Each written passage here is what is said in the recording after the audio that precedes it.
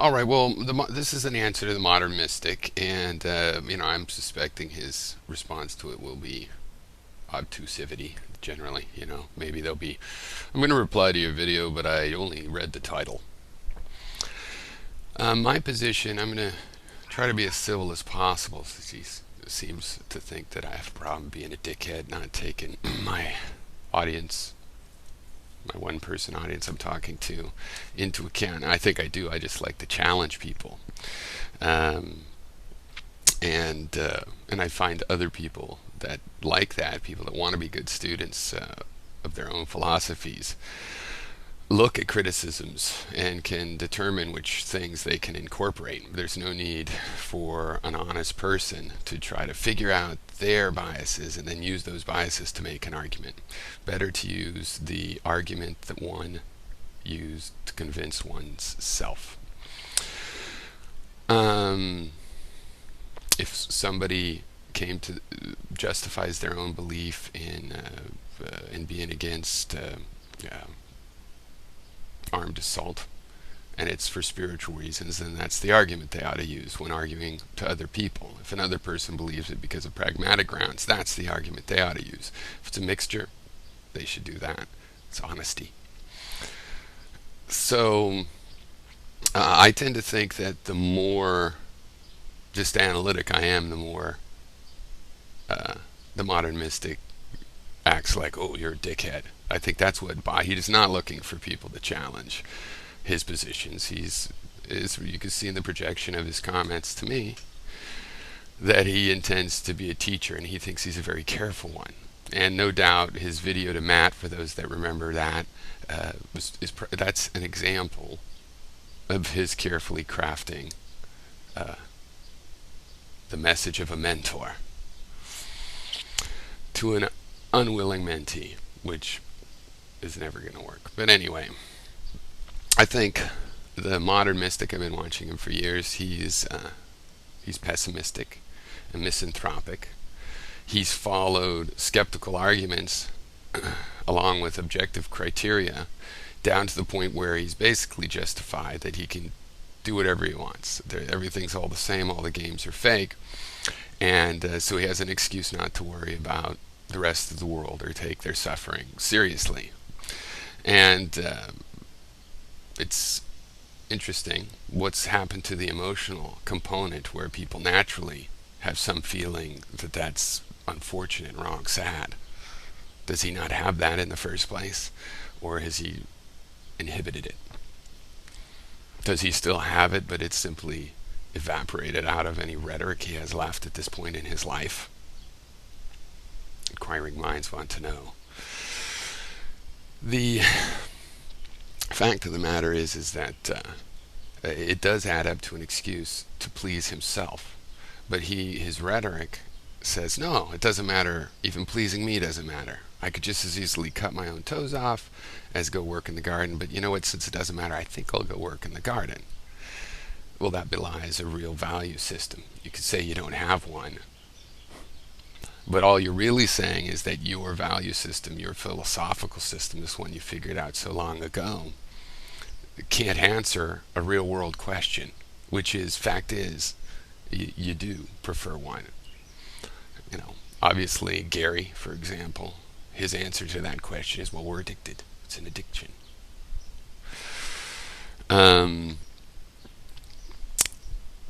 think the broader abstract error is just a misunderstanding of infinity. Like, let's say I could just have a container that contains an infinite number of dots of positions.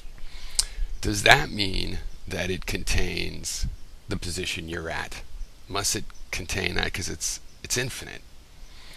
No, infinite does not mean all. A line segment has an infinite number of points, and so does this line segment, and they're different points, right? So just a very similar logical issue exists with this quest, as the modern mystic and so many other people throughout history have pursued it. The way the modern mystic puts it is what's the hugest, biggest game? I like the modern mystic allows me to use game theory to discuss this. That's really why I'm going to cover this video of his. The hugest, biggest game. And then they go and search with that, with this criterion that I'm looking for the one hugest, biggest game. They find out there is no one biggest, hugest game. Okay, so far so good. How do they go, therefore there are no games? That's not what they found out. Okay, they found out infinite. And infinite could be on a line segment, or inside a circle, or a square, or a cube, or permeate infinitely out in an infinite shape or pattern, with ripples, or homogeneous, with the fact that there's an infinite number of ways to count what matters. It doesn't stump you if you understand how to address infinite sets and infinite cases. And we've done a lot of that in math and logic and science. Induction, for example. So you don't get off the hook for doing those comparisons. And the reason is because you can say none of the games are important, but there's certain games you have to play. Like the game of moving around your house and doing whatever has to be done there. If you have to feed a fire to stay warm or pay electric bills or whatever. There's an infinite number of games. And it's a novice's mistake to think that, well, there's infinite games, right? So an event has value in part of that set, it's infinite. It has value in part of that set, also infinite. I mean, it has no value. They balance out. No, that's not how it works. Just because there's an infinite negative numbers and an infinite positive number, it doesn't mean they balance out. That has yet to be established. You make the same kind of mistake Zeno made. It's like, oh, there's an infinite number of points to traverse, therefore you could never traverse them because traversing an infinite number of points takes forever. Nope, actually traversing an infinite number of infinitely small points takes a finite amount of time. Alright, so on to the video. Hello, video in reply to a few people from yesterday's comments. The last comment in was from Deterministic1, who's got an icon image thing of an old man with a beard. So I'll talk to Deterministic1 as though he was an old man with a beard. His comment was, and I would think it would probably be echoing the thoughts of many people, it went something along the lines of, make this video again, but hitting your toes with a hammer, or something along those lines. And I'm making the video because I was thinking of writing a reply in comments to it, but it got a bit complicated. There are occasions, as I remember, where Deterministic1 has kind of understood what I was talking about to a certain extent. By the way, I wanted to say, this really bugs me when people use the word understand when they mean agree. I think, if you don't have a clear notion in your head of a strong distinction between the notion of agree and understand, that you're not a very good thinker. You can't possibly. Those things have to be distinguishable to increase your resolution. If you think that when someone understands you, they'll agree because you're automatically right or something, I mean, that's just not how it works. It went something along the lines of, make this video again, but hitting your toes with a hammer, or something along those lines. Okay, so that's the question exactly. It was about the smashing your toes. Obviously, because he chooses to do pleasant things. Most of this video turns into an argument about why it doesn't really matter. But what's special is, I think ModernMystic went into more depth about his history and the history of his thinking, or at least, that I remember from the past, from any of his past videos, but I haven't seen them all. About sort of his chain of reasoning where he came to figure, oh, it all doesn't matter. But again, he has to justify that, well, it doesn't matter, but I'll choose the pleasant thing. He has chosen the advice of Epicurus. Go for small pleasures because you can savor them and they're great, and small pleasures are linked to small displeasures which are easily handled. Right, so that's a decision he's made. And then there's all sorts of mistakes in what he's talking about, because he talks about how he figured, for example, later, figured things out. Years ago, figured all this out, how nothing matters and stuff. And But that isn't supposed to matter. Why? What is the? That's a game, right? He came up. Oh, here's how the game, what it's all really about, and it's meaningless. But that's just one of many models which themselves are meaningless. But he's chosen that one and believes resolutely in it. So it doesn't matter. He can figure out the truth, but it doesn't matter, right? So that's sort of the thing he has to defend. So the first thing he does is he changes the example. Why? Just do an arbitrary one, but a little more harsh. I believe this is a rhetorical move that he does to pull the example into his own space. It's a territorial thing. Now he's going to take the example of the person, but he's going to make it his own. So it's taking place in modern mystopia, or whatever the name of the modern mystic landia is, right? So he's going to and take it over. So he spends several minutes rhetorically making this his own, also, in his particular tone of voice, putting in this, like he did with this comment to me about, what if I decided to kill you? But I'm a sweet guy, I'm gentle, I would never do that. But, he talks about his past, yeah. He's an aggro guy. He's just controlled his presentation, right? And so he's gonna make the smashing the hammers. He can do one better. He can do deterministic one better, and make it more horrible, and then argue that doesn't matter, right? So it's not straw manning, because he's going to take it and make it an even more emotionally volatile thing. So theoretically, it's harder case to make. But no, by making the more extreme example, he just takes control of the example and actually shows how he has an argument against emotionalism. So if he hypers up the emotionalism of a point, then he uses that to attack it. So if you just give him a subtle, rational point, he goes, "You're a dickhead." He wants a little bit of emotion that he can pump up, take control of, and then do away with. So that's what is about to happen. But I wasn't sure where he was in the scheme of things, so I couldn't jump into a comment and make it concise enough in a comment box, so I'll make this video. So let's say I make the video. Now, I've already changed it because it'd make a very messy video. Hammer bashing and all that, but I'm quite, I can do that. And I could probably do that and get some secateurs and cut my toes off with secateurs, because I've got good sharp secateurs. And that'd be tidier. So can I go to cutting my toes off with secateurs as the equivalent? Because I'm sure that'd make a better video. It comes down to, again, so what? So what? So what? See, I consider that a 30-second distraction with a real quick punch. Boom. So what? So what? I made it seem even worse. And even so what about that? It's a rhetorical trick, right? So what? What would it matter? In what game would that matter? You go on to describe various games it might matter in.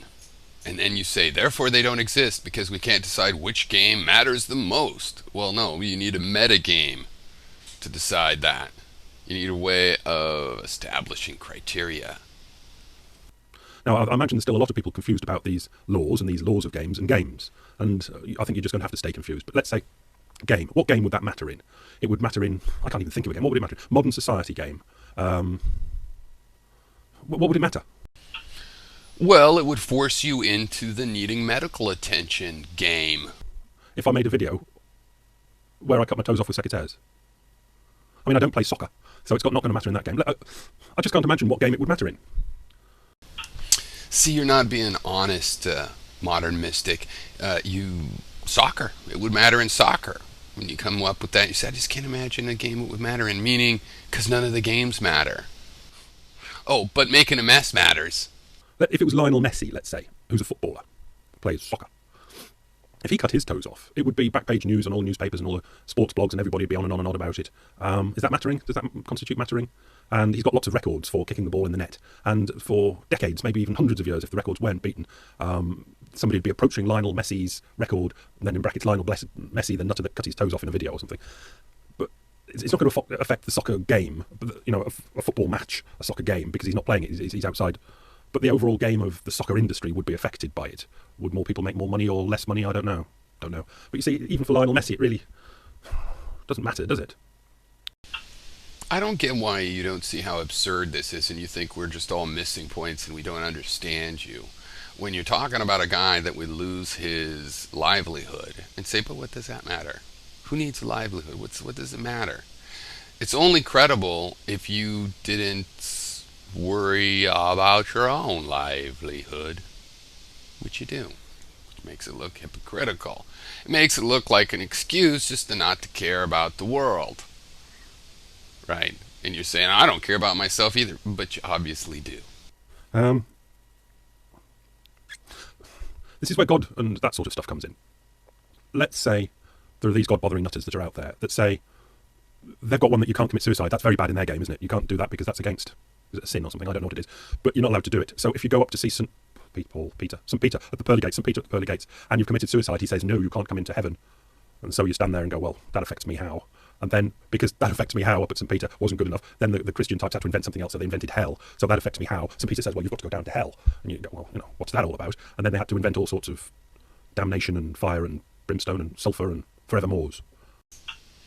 It seems to me you've tried to create a nevermore. A nevermore. Now you're going to compare a soccer player with freshly cut off toes to the problem of being sent to hell. The difference being that, you see, in terms of material universe, materiality, mattering,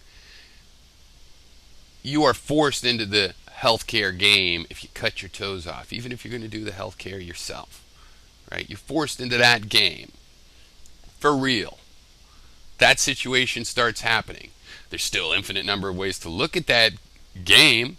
So there's multiple games that it could be, but there's also a bunch of games that it isn't. Right? Having your toes freshly cut off is not the same game as what movie will I watch tonight and shall I make popcorn? And things like that.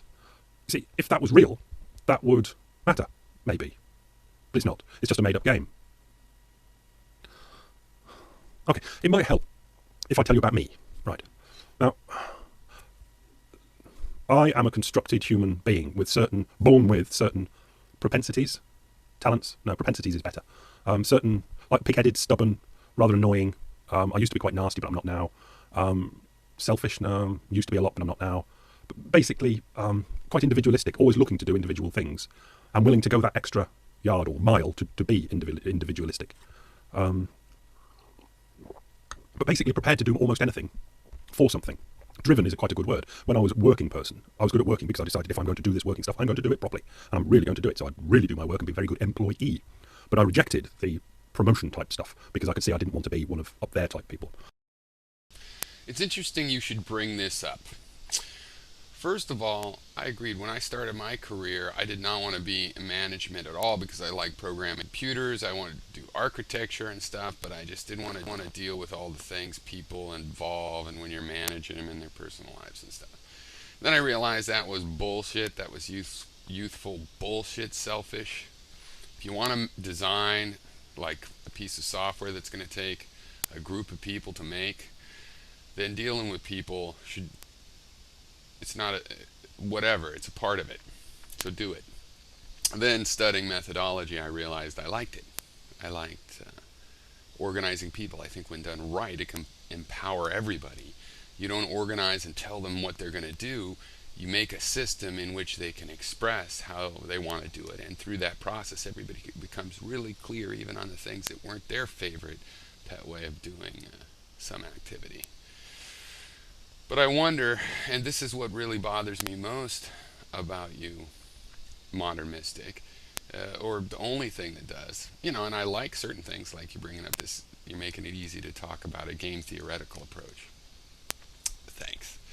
But is the fact that you've decided to do this the game in an Epicurean way, which a lot of people have found happiness with in life, and instead of saying, hey, this game, I could tell you how I can get happiness out of this game. The way things take meaning in this game, I've learned I can get happiness from it. Either you are such a misanthrope you don't want other people to have that kind of happiness, or you've settled for this game and doesn't really suit you, which I also understand because I'm sort of driven. It doesn't seem like that. I've tried to balance it out, but but it haunts me. I'm sort of driven, and so as much as I respect the Epicurean lifestyle and feel in a way it's superior to what I've chosen, um, it's just that's just the way it has to be. I don't I want certain kinds of challenges and certain kinds of chaos and stuff that aren't really very present. On the other hand, I could absolutely see that in planning retirement that I'd be into that, but I wouldn't then say that, I wouldn't just hold that and be selfish and keep that to myself. So, um, maybe you're just dissatisfied with that game. Maybe it doesn't suit you very well, and so all it has going for it is less misery. But you don't know the part where Epicurus rather was saying Epicurus was saying that it's possible to get a high level of satisfaction from simple pleasures, through savoring, and maybe that doesn't. But I was prepared to do anything. I get out of bed at 4 o'clock in the morning for weeks on end and go to bed at midnight or something if the job needed that, if it would help the job get done, that sort of thing. And then I've got into mystical wah-wah book reading type stuff, and so got into that really deeply. Got into self-analysis type stuff, got into that really deeply, and got to, I don't know, 15 years ago, 20 years ago, a place where it just so happens that these things came together in here. That I could see what I was in the world and what I was up to, this constructed human being in the world. I could see what was driving me and analyse what was driving the world. And there was no real compatibility because I was prepared, as I said, as a driven person to do most anything if it really would amount to anything. If there was a game out there that could be explained to a child and you had to do it really hard for 50 years and then you'd get there, I'd be the sort of person that would be doing it. I'd do it. But there is no such game. Yeah? There's just no such game. Now, a lot of people, when they come across that in a more vague manner, because I've done it in a slightly analytical manner, but when they come across it in a slightly vague manner, invent games like invent God or family and be a good family person, or work. They might not work as stupidly as I did, but they'd work, get to work on time, take a lunch break on time, and do it all and go home and be an ideal husband, wife, or whatever it is. It's another game you can play. Other people that haven't got that sort of thing, now we're going to go on to Gary and Mendham and that sort of stuff, invent another game that they've done the analysis, or Gary's done the analysis, and seen that there is no game in town, there is no game in life, so invent one. And he's invented a very good, seemingly rational, decent, the best one you can possibly come up with, probably.